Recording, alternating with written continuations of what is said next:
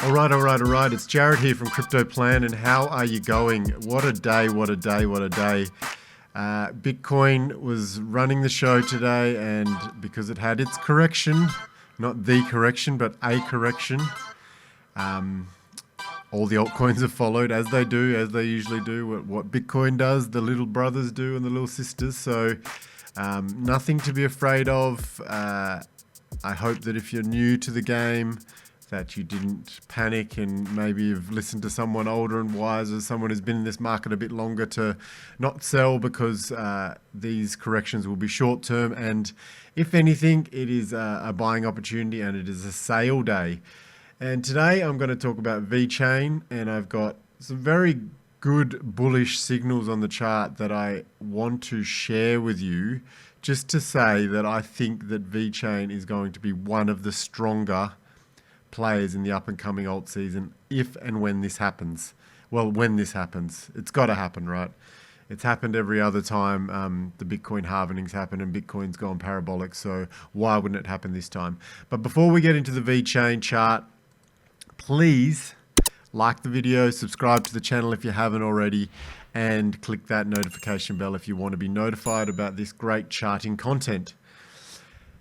All right, and before I get into the actual analysis, I just want to point out on the bottom here, there's this distance from SMA 12. So I found this indicator because, you know, there's a lot of good chartists out there, ones that are way better than me and been doing it way longer. And you kind of notice things and you're like, oh, that's a cool tool. And he was kind of talking about fear entry. So see here how, you know, from the 27th of April, so from here, VEChain went on a bit of a tear, and we're on the weekly chart, and you can see all the way up to our 2.2 cents, and then it started to retrace. So when it goes below its moving average, its yearly moving average, well, its 12-week moving average in this case, it was kind of telling us that was a good accumulation zone.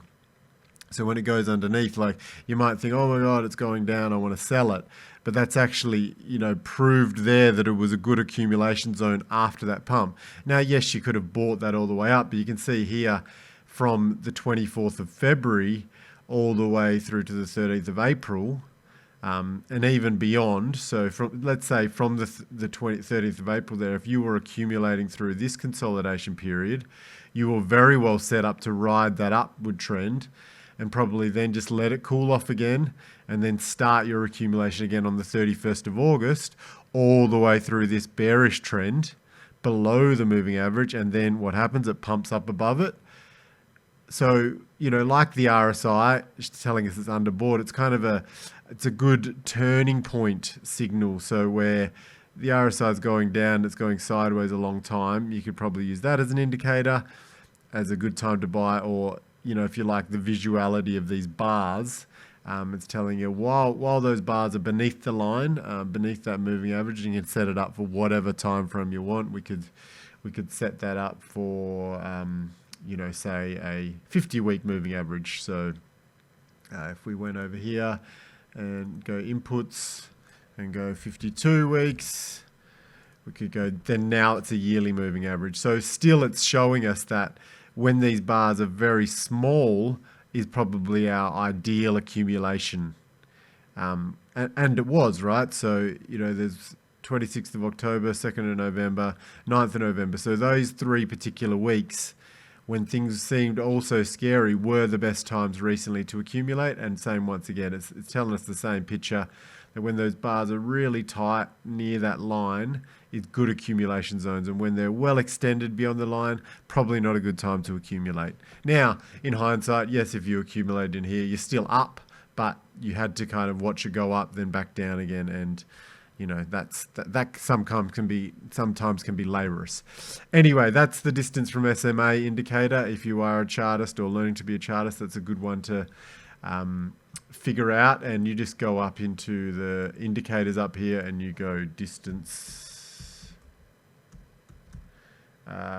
from SMA, and there you go, distance from SMA, and that somebody's actually put that in the library, so it's not in the built-in indicators.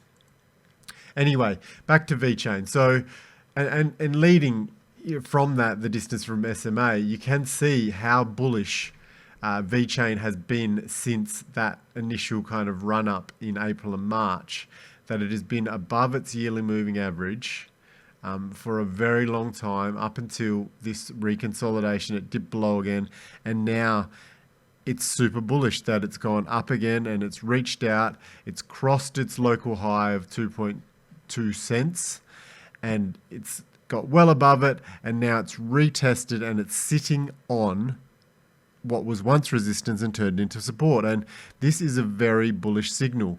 One, that it, even though this chart saying it dipped below its yearly moving average, it didn't, really, it probably briefly got down there during a bit of panic or a bit of kind of whatever was going on in the market at that particular time, and it's done it here. But in general, these candle bodies are closing well above this yearly moving average. This 2.2 cent support line, which was formed after the last flag up, is now being held as support. And you can see that right now, even that candle is moving away from it.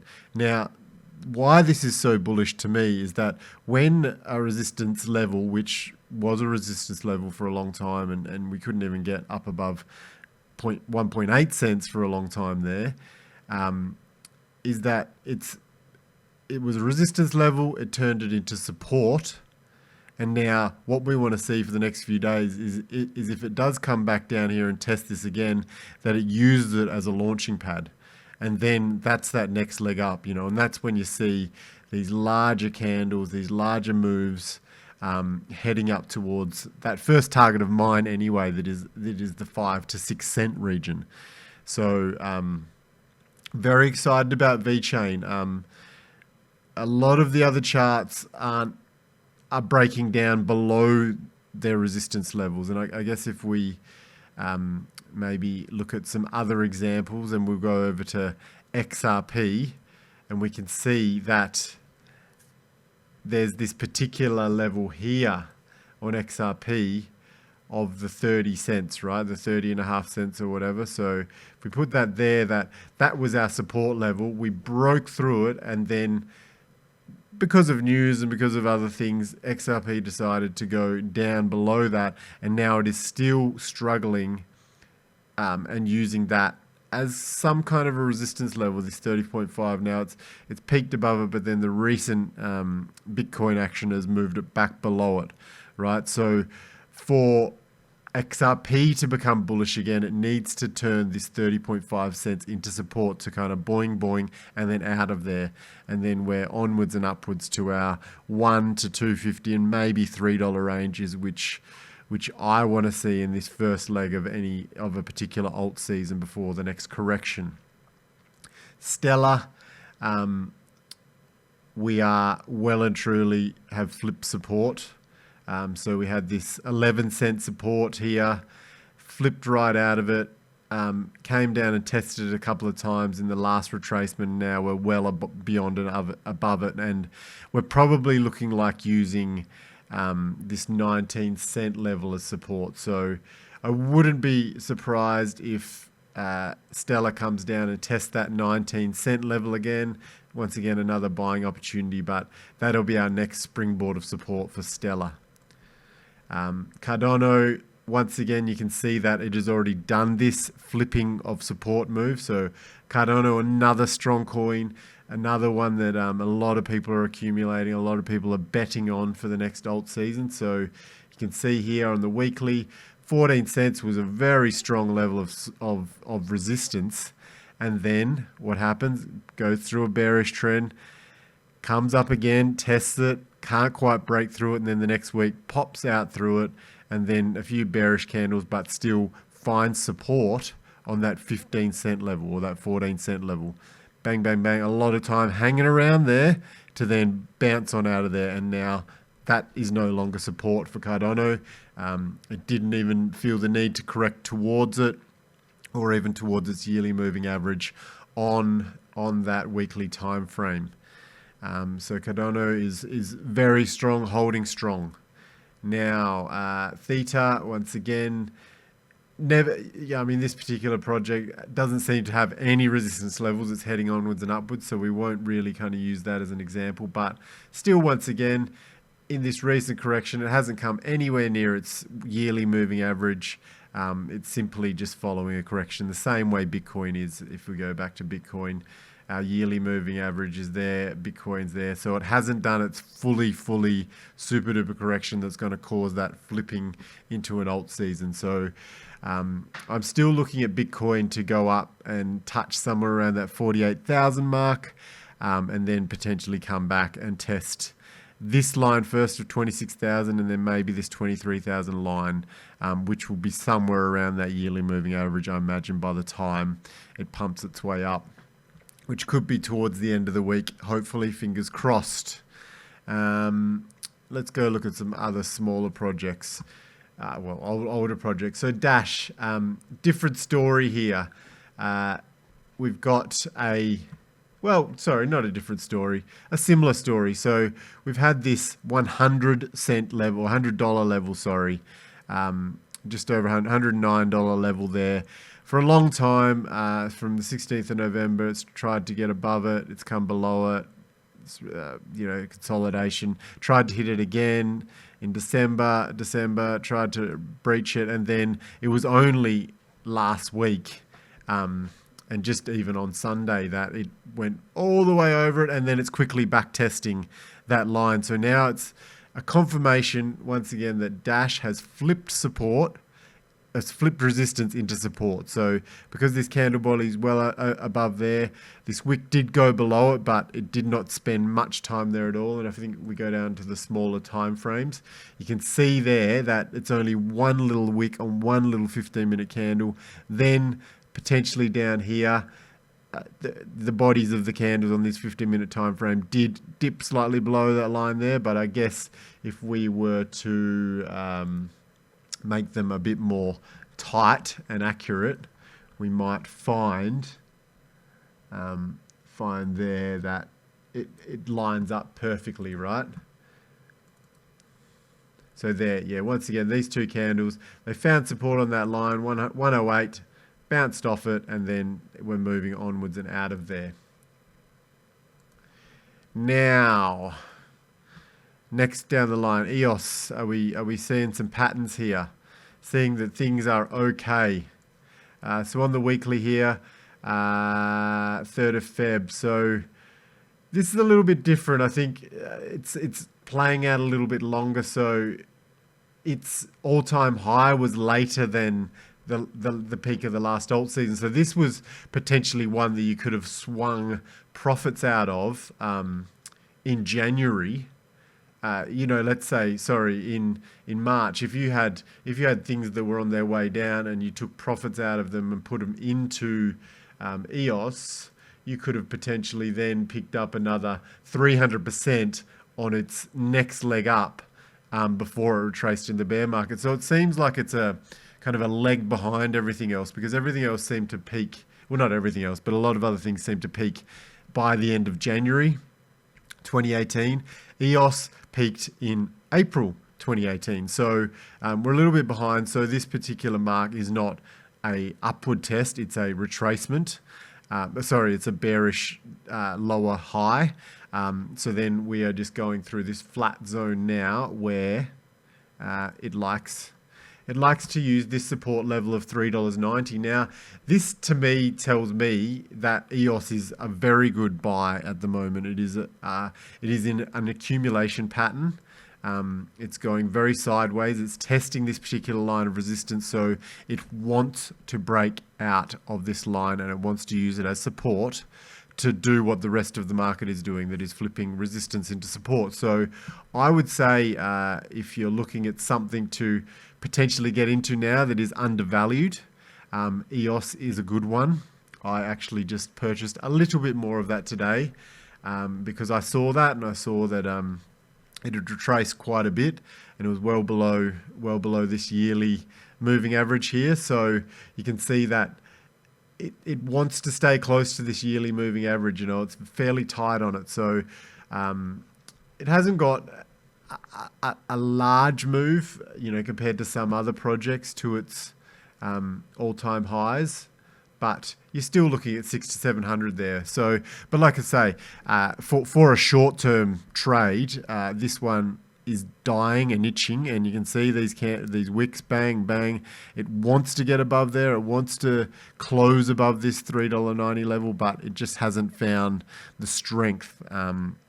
But the fact that it's not, the other thing is not going lower than that 52-week moving average, or the yearly moving average, means that it also isn't super bearish either. So it's just kind of following a trend of consolidation after its bear trend, which just kind of finished and played out in March there, like everything else did.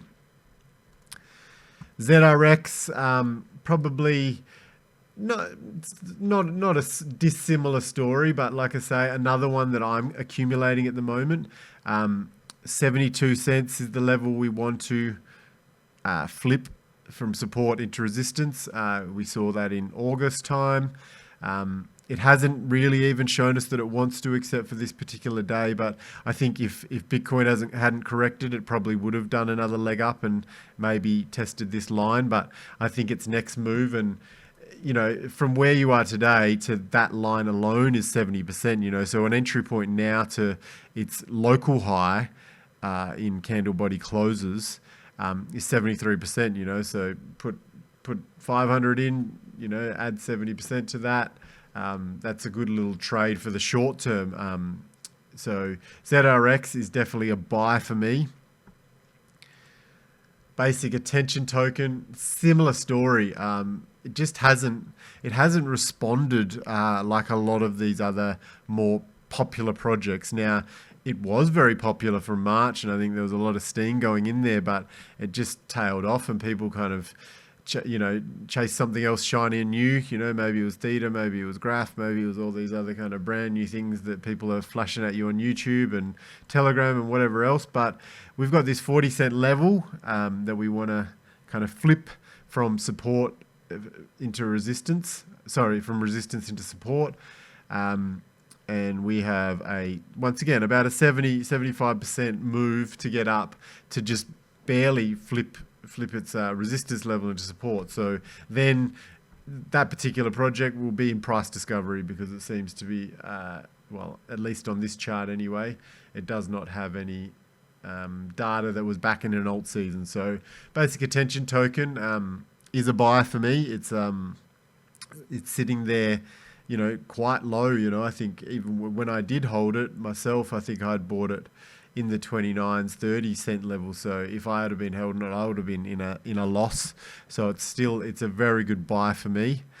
Chainlink, I think, yeah, same again. I mean, Chainlink's moved a lot since March, and I think maybe similar to BAT, it made such a big early move, but it's still got to flip that resistance again. So it's undervalued compared to its recent highs. So you could see Link potentially as a buy, probably more so in that $8 to $9 range. Once again, yeah, you know, based on that, yeah, the RSI being a bit lower and this distance from SMA could potentially have told you that that $8 or $9 range was the best accumulation zone. But hey, if you want to buy a Link now, it wouldn't be the worst time in the world. Looking like it's sitting there around its 50-week moving average and wants to kind of push out of there. OMG now looking a little bit bearish. Personally, it didn't close above its 52-week moving average, and it's gone back below it again. So it is kind of in a little bit of no man's land now. It has once again made some big moves early on, so I guess it's still in that triangular consolidation pattern, which, you know, I guess, you know, once again, a good buy, as in a fear entry, you know, triangle pattern playing out. If we look at that here, so if we kind of, you know, mark those points where making a triangle pattern, so maybe towards the end of this week, next week, it might decide whether it wants to go below this line for a bit or back on out of it. If it kind of if you get squeezed down to the end of this triangle, could see a big pop out of there, which is sometimes the way these plays out, especially because the whole market is bullish. Sometimes these bull flags play out that way in general to the upside. Tezos, yeah, there's not much going on there from a historical perspective. It's fairly tight in the 450, well, you know, a couple of dollars either side. But yeah, once again, it's got quite a long ways to go to reach this $4 mark. So, you know, 100% really. So yeah, I guess, you know, it's a buy if you're talking about fear entries and talking about percentage, you know, large percentage gains as to things that have already pumped beyond their local resistance. And then, yeah, that's kind of it. And then I guess if we move down to our graphs, there's probably not enough data then, but last one, I guess we'll give it a little Peercoin update.